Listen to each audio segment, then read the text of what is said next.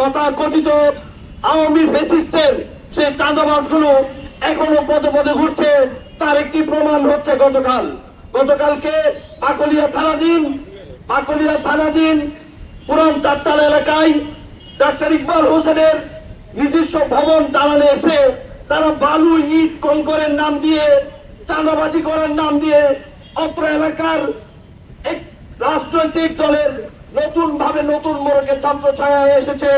আবাজির মাধ্যমে যখন ডাক্তার ইকবাল ভাইকে যখন চাঁদাবাজিতে যখন তার থেকে চাঁদা আদায় করতে পারেনি, তখন তারা তার উপর নৃশংস হামলা চালিয়েছে।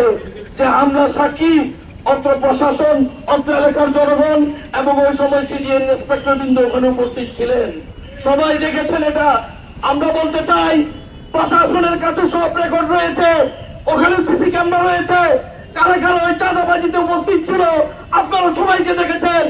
আগামী 24 ঘন্টার মধ্যে এদেরকে আপনারা যে কোনো ভাবে আইনি কাঠগড়ায় তারা করবে, নতুবা এই চিকিৎসক সমাজ এই সাধারণ জনগণদেরকে সাথে নিয়ে তাদের ব্যাপারে তীব্র প্রতিরোধ তুলে নেবে।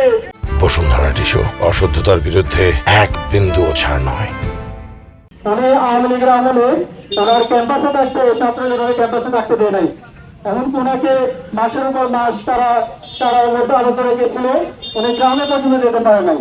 সর্বশেষ আপনারা গতকাল দেখেছেন ওনাকে কিভাবে মারা হয়েছে এবং আতঙ্কিত হয়ে উনি সবার হত্যা করার জন্য ওনাকে সর্বোচ্চ চেষ্টা করা হয়েছিল। ওনার থেকে উদ্ধার হয়ে একটা বাসায় আশ্রয় নিয়েছিলেন। খুবই আতঙ্কিত ভাবেই উনি আমাদের কাছে সবার কাছে আবেদন জানিয়েছিলেন প্রত্যাহার করার জন্য। উনি এমন চুক্তি নিয়েছিলেন যে পুলিশ প্রশাসনের সামনে পুলিশ অবস্থায় তাদের ওনাকে হামলা করা হয়েছে। তার মানে আমাদেরকে এটা শঙ্কিত করে একজন চিকিৎসক হয়ে ওনার উপর এভাবে মানে উনি জুলাই যোদ্ধা, উনি আওয়ামী বেশিরভাগের বিরুদ্ধে সবসময় সরব ছিল, ফিজিক্যালি উনি এসাল্ট ছিল। এরকম একজন ব্যক্তিকে যদি এভাবে চাঁদাবাজি দাবি করে হামলা করা হয়, তাকে যদি আঘাত করা হয়, মৃত্যুর মুখে ঠেলে দেওয়া হয়, তাহলে দেশ কোন দিকে যাচ্ছে? আমরা যদি প্রাথমিকভাবে বিচার ব্যবস্থা প্রশাসন এক্ষেত্রে নির্মিত ছিল, তাহলে আমাদেরকে এখানে প্রতিটি জায়গায় প্রতিরোধ করে আমরা আজকে এনডিএফ ন্যাশনাল ডক্টর ফোরামের ব্যানারে প্রতিবাদ জানাচ্ছি। ওদেরকে চাঁদাবাজদেরকে সামাজিকভাবে বয়কট করতে হবে। আমরা এখন দর্শনের উপর কোনো আস্থা নেই, দর্শন এগুলো দোষরদের একটা আঁকা হয়ে গেছে, কোনো দর্শন কোনো সেন্স নেই।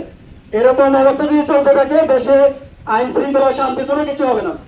যারা এই সকল সামাজিক বিভিন্ন কর্মকাণ্ডের সাথে জড়িত জনগণের বিরুদ্ধে যারা অবস্থান নিয়েছে তাদেরকে আইন শৃঙ্খলা বাহিনীর আওতার মাধ্যমে উপযুক্ত শাস্তি দেওয়ার জন্য জোর দাবি জানাচ্ছি।